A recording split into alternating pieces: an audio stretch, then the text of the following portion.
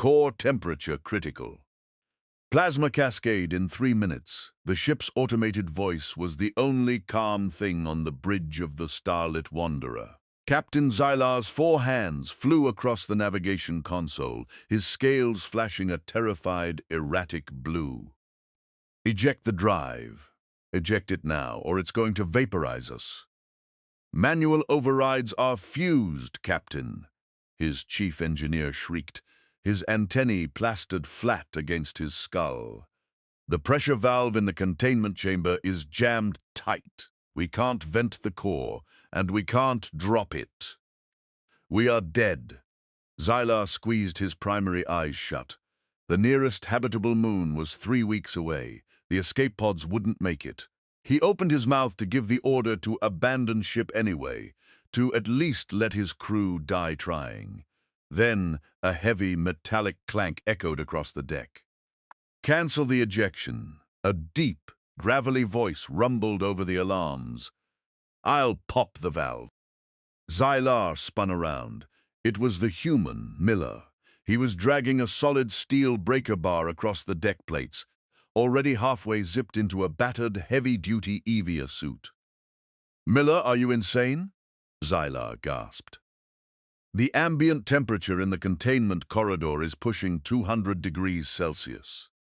The radiation alone will boil your neural fluid before you even reach the hatch. Miller paused, pulling a thick, heat-reflective gauntlet over his left hand. He didn't look up. He just flexed his fingers, testing the joint mobility of the suit. Suits rated for a few hundred degrees for short bursts. Miller grunted, his voice infuriatingly steady. Those ratings are for machines, Miller, not biological organisms. No species in the Galactic Coalition can survive that kind of thermal shock. Miller picked up his helmet. He looked at the captain, a strange, terrifying gleam in his mammalian eyes. I'm from Arizona, Cap. It's a dry heat. With a hiss of pressurized seals, Miller locked his helmet into place. The glass of his visor immediately polarized to a dark, reflective gold to block the blinding light of the unstable plasma.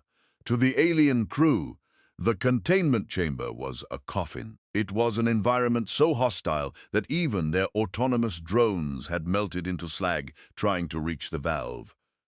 But, to the human, it was just a broken engine on the side of a cosmic highway. Miller punched the manual release on the airlock. The heavy doors groaned apart, and a wall of superheated air blasted out, instantly scorching the paint off the corridor bulkheads. Xylar and the rest of the bridge crew recoiled, throwing their arms over their faces as thermal alarms screamed in protest. Through the camera feed on the main monitor, they watched the human walk into the inferno. Inside the suit, Miller was already sweating. The cooling unit on his back was whining, struggling to keep up as the exterior temperatures spiked to 250 degrees. His lungs burned with every breath of the recycled, stale air. 2 minutes to plasma cascade. He trudged forward. The gravity plating was malfunctioning, fluctuating wildly between 0G and double standard gravity. Every step took immense, agonizing effort. His muscles screamed as he fought the resistance of the heavy suit and the crushing weight of the artificial gravity spikes. He reached the primary pressure valve. It was a massive, spoked wheel, nearly a meter across, locked dead in its tracks by a buildup of crystalline plasma slag. Miller, the captain's voice, crackled over the comms, distorted by radiation interference. Your heart rate is at 180 beats per minute. Your core temperature is rising. Turn back. The pain must be unimaginable. Miller didn't answer. He couldn't spare the breath. He wedged the steel breaker bar between the spokes of the valve and the reinforced bulkhead. 1 minute to plasma cascade. Miller braced his magnetic boots against the deck. He wrapped both thickly gloved hands around the end of the steel bar, and he pulled. Nothing happened. The alien metal didn't budge. The ship trembled violently as the core began to shudder, the deep bass thrum turning into a high-pitched, deafening whine. "Miller, it's too late!" Xylar yelled. Humans lack the natural armor of the Krogan. They lack the redundant organs of the sylphs and the neural processing speed of the hive minds. But humanity evolved on a death world, governed by the brutal laws of persistence, hunting, and kinetic force. When a human is pushed to the absolute edge of failure, their brain bypasses its own safety limiters. It floods their system with a lethal cocktail of adrenaline and cortisol, tearing their own muscle fibers apart to generate explosive, terrifying power. Miller didn't retreat. He roared. It was a primal, guttural sound that echoed over the open comms, chilling the alien crew to the bone. He threw his entire body weight backward.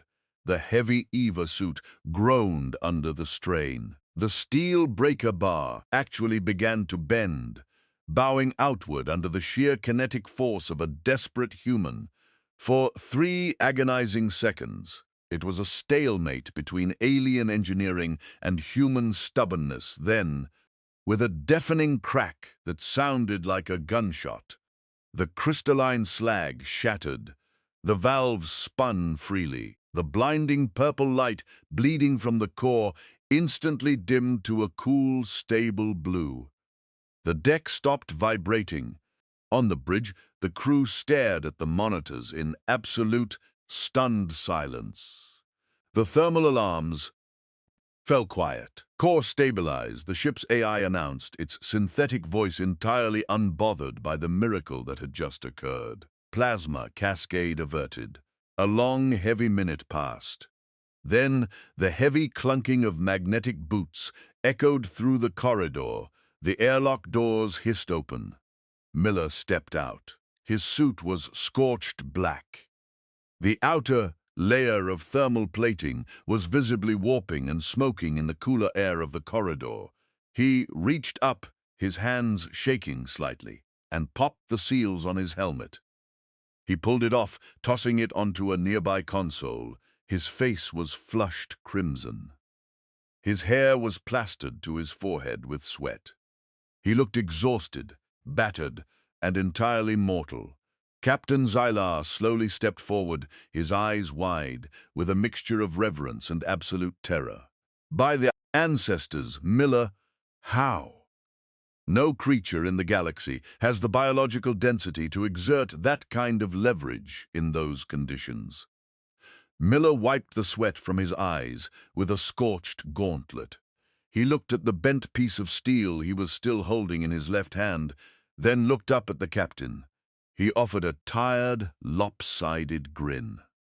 "Like I told you, Cap," he wheezed, leaning heavily against the bulkhead.